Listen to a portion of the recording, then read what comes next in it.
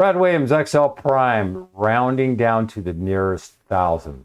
Remember, how do we structure? If we want to move only the non-decimal information, in other words, the integer part, how do we do it? Remember, we were moving decimals. If we were rounding decimals, we were using positive numbers.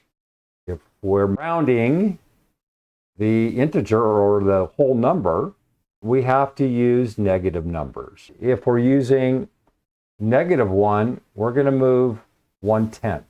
If we're moving to the 100th, we have to use -2. And 1,000, we would use -3. So here we go. And you remember, time, we used that threshold.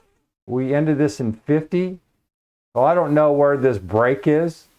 We can hit F9 and see what happens here.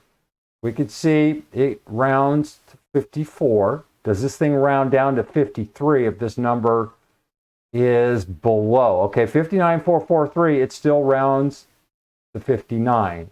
53, it went up. So where's that break? Is it 59.5 or is it 59? Well, let's see. 59.5. It goes up to 60,000. Let's go 59,449. And it goes to 59. So like time, there is that break point where it's going to go up or down.